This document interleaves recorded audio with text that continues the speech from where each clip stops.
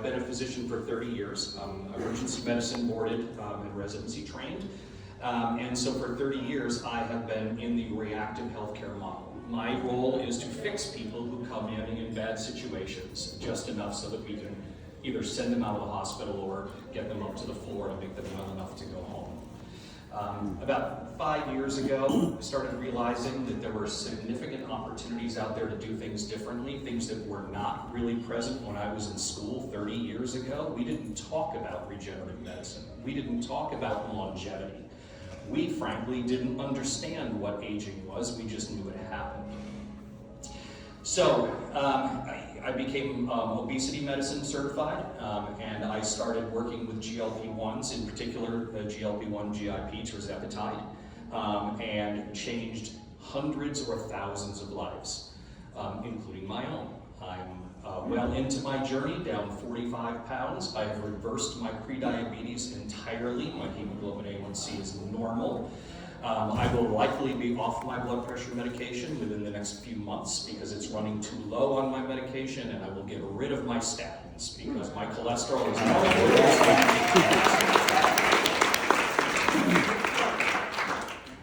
So that is some of the power of peptides. I'm sure so a peptide, what is a peptide? I'm sure you're all well versed in this. A peptide is a bunch of amino acids. It's a short chain amino acids between 3 and about 50 amino acids. These are the building blocks for everything in our body.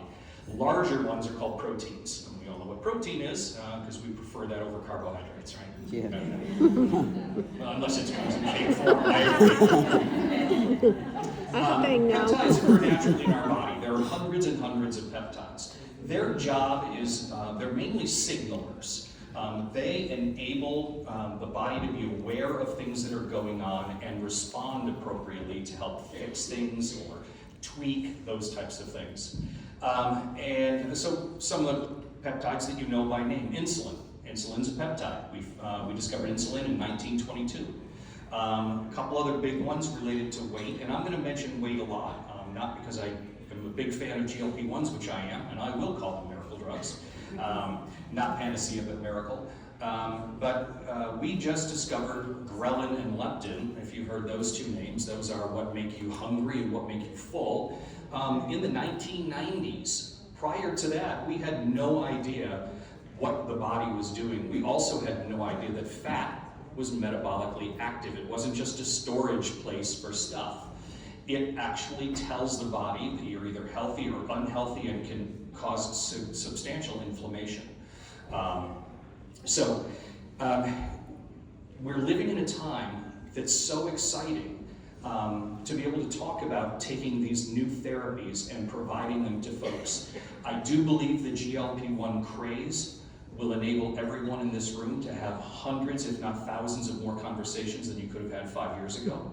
At that time, when you hear peptides, you think about the big bulked up guy in the gym, right? That's the peptides. You're going to hear from one of those here shortly.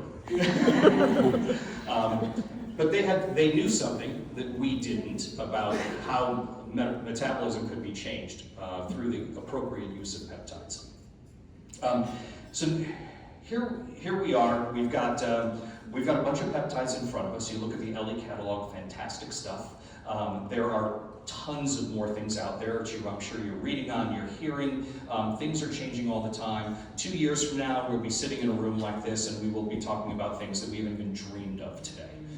And that's going to be through science, through our pharmacy partners putting everything together, and through the wisdom of people like Hanieh. So when we talk about longevity and peptides and those signalings, the purpose of these peptides as we introduce them is to, again, help the body understand that there is an issue going on and what it can do about it. So let's take GLP-1s first. It's not just about weight loss. It does amazing things for weight loss, right? Tirzepatide, you can lose between 15 and 22, 23% of your weight, and you can control your blood sugar. But we're also understanding what it does for chronic inflammation.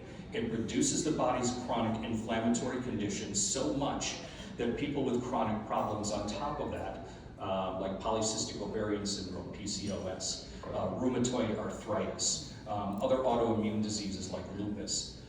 They have substantially changed the medications that they have to use. They've gotten off steroids, gotten off things like methotrexate, these horrible drugs that just do nasty things to the body, that's the only option some of these folks have. And it's what the GLP-1s are doing in your body is they're saying there is an inflammatory problem here and we need to fix that. And through multiple feedback loops and lots of endocrine stuff, and I could talk all night, we could have some really big charts up here, which we won't, because I'm sure none of us really enjoy biochemistry that much, with the exception of a few. But all of the other peptides that we have in the longevity package today have similar effects, and Ellie does an amazing job at educating not only their brand partners but their clients on what those are and how they work. So GHK-Cu has been around for a long time in serum form. It's been used on the face to help with wrinkles, give facial to help with plumpness, right, to give thickness back to the skin, that young, beautiful skin. Now we know injecting it in our body, it's going to the site of inflammation and damage, and it's putting up its arm. Hey, we got to fix this. We got a problem right here. It's also able to interact with 400 different genes and change them, modify them. And so extremely powerful. And as we learn these, we know that we can modify longevity and improve health during that time as well by modifying these aspects of aging. So with that, and I don't want to talk too awfully long, but so a little word about emerging therapies. So like I said, 2 years from now, we're going to be talking about things that don't exist today. We'll be talking about Reddit at some point, I'm sure. Everyone else on Reddit is talking about it. And as soon as the FDA clears it, I'm pretty sure we'll be talking about it. But these kind of things are being looked at by pharmaceutical companies, but more importantly, we have a stockpile of peptides that are out there that have been looked at over the years that just need a little further study, right, and a little further refinement to be able to get out there. Now, fact is, a lot of our peptides don't have really good medical studies. What I mean by that is they don't have randomized, double-blinded, thousands of people studies like the GLP-1s do. A lot of our peptides have actually been used by veterinarians for years with success on animals. I don't know if you knew that. But a lot of our research and our validation comes from, one, common sense, right? We know what peptides are in our body. We know that over time, NAD+ goes like this as you get older. Growth factor goes like that as we get older. So we do know, and knowing what they do, that there are issues with those, and we can fix some of those things. But then we have a lot of preclinical data, and this is where, if you're a laboratory mouse, you benefit a lot from these peptides. We study them a lot. And we are biologically very similar to these mice. So we know that we can translate that usually to human. The reason we don't have large human studies, because a pharmaceutical company isn't putting billions of dollars into it because they expect to make trillions of dollars on the back end, right? And that's really just what it is. That's where these things come from. As we talk about emerging therapies, though, I think it's really important for us in talking to our clients about doing this safely.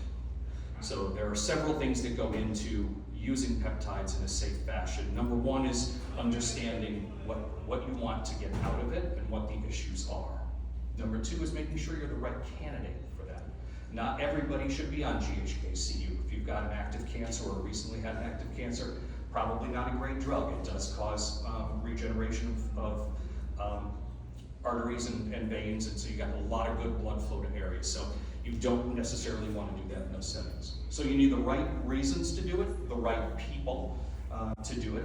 Then you need to make sure there aren't any reasons to not do it, the contraindications, right? Are you allergic to it?